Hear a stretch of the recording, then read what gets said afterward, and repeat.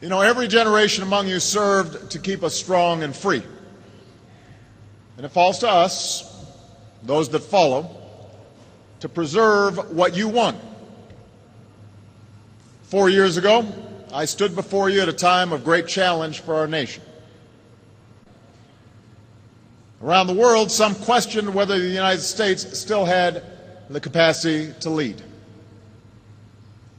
So 4 years ago, I made you a promise.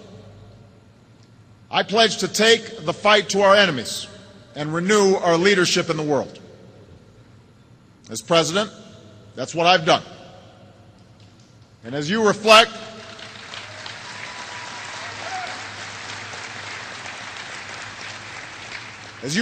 on recent years, as we look ahead to the challenges we face as a nation and the leadership that's required, you don't just have my words. You have my deeds. You have my track record. I pledged to end the war in Iraq honorably, and that's what we've done. Bombs exploded across Iraq Monday, blowing up buildings in a dozen cities, leaving piles of wreckage and debris. By afternoon, the death toll had climbed over 100. Nearly 200 people were wounded during the onslaught. The coordinated strikes came days after the leader of al-Qaeda in Iraq declared a new offensive, warning in a statement that the militant group is reorganizing in areas it retreated from while U.S. troops were still in the country. As we look ahead to the challenges we face as a nation and the leadership that's required, you don't just have my words. You have my deeds. You have my track record. I pledged to end the war in Iraq honorably, and that's what we've done. After I took office, we removed nearly 150,000 U.S. troops from Iraq, and some said that bringing our troops home last year was a mistake. They would have kept tens of thousands of our forces in Iraq indefinitely, without a clear mission. Well, when you're commander-in-chief, you owe the troops a plan. You owe the country a plan. And that includes recognizing not just when to begin wars, but also how to end them. So we brought our troops home responsibly. They left with their heads held high, knowing they gave Iraqis a chance to forge their own future. At least 93 people have been killed in a wave of blasts in Iraq. Now, the violence mostly targeted security forces and follows a warning from the new al-Qaeda leader in the country that the terrorist group is returning to its former strongholds there. He also threatened the U.S. with attacks.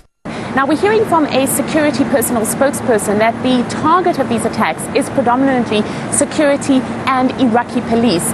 It comes just days after a warning by the leader of al-Qaeda in Iraq, Abu Bakr al-Baghdadi, that he would be retaking strongholds that had been those of al-Qaeda. In an audio recording that was posted online, he said, and I'm quoting, and he was referring here to the United States, "You will see mujahideen at the heart of your country, since war has only just begun."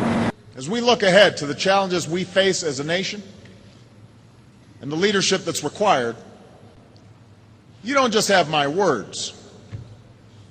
You have my deeds. You have my track record. I pledged to finish the job in Afghanistan.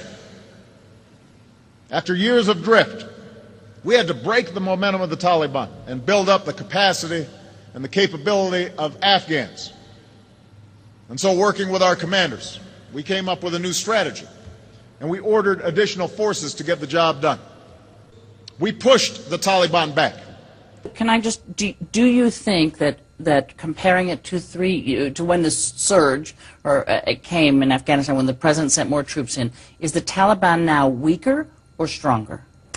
I think we both say that what we found is the Taliban is stronger. We pushed the Taliban back. But over the last 3 years, the tide has turned. We broke the Taliban's momentum. The Taliban has a shadow system of governors in many provinces. They've gone up north, they've gone to the east. Attacks are up. Attacks are up. The tide of war has turned in Afghanistan. We've broken the Taliban's momentum. Attacks are up. We've broken the Taliban's momentum. Attacks are up. And so, working with our commanders, we came up with a new strategy, and we ordered additional forces to get the job done. We pushed the Taliban back. Again, there are those who argued against a timeline for ending this war or against talking about it publicly. After 10 years of war, and given the progress we've made, I felt it was important that the American people and our men and women in uniform know our plan to end this war responsibly.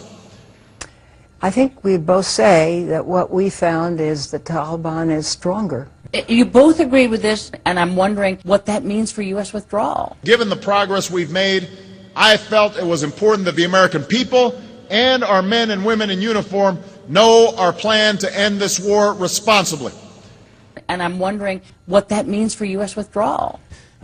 This is a huge problem, and what we have found is maybe the policies or the announced date of withdrawal, the negotiations with the Taliban have worked against what our end game is here.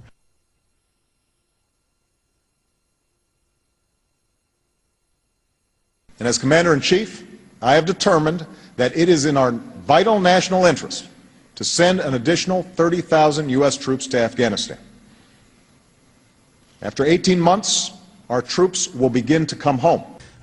This is a huge problem, and what we have found is maybe the policies or the announced date of withdrawal, the negotiations with the Taliban have worked against what our end game is here. Well, the president always makes a very eloquent speech. I think what you're going to see and what the comment on this speech is going to be all about is the strategy itself. How do you, on the one hand, say, we need to send these troops over there, it's critical, this is in our national security interest to do this, but then say, but we're only going to keep them there for 18 months, we're going to start to withdraw them after 18 months. I just don't understand the logic of how that works. But Bob, isn't it a delicate... I don't understand, Katie, how you can set a deadline on what you're going to do. And you know, this is not a football game where there's a clock where the time runs out. To win this war, you have to defeat the enemy. How can we say in the beginning that we're going to do that when we don't know what's going to happen? And what we have found is maybe the policies or the announced date of withdrawal, the negotiations with the Taliban have worked against what our end game is here. We're not just ending these wars, we're doing it in a way that achieves our objectives. Moreover, it's allowed us to broaden our vision and begin a new era of American leadership. Just as you protected America, we're going to pass our country to the next generation, stronger and safer. So if anyone tries to tell you that our greatness is past, that America is in decline, you tell them this.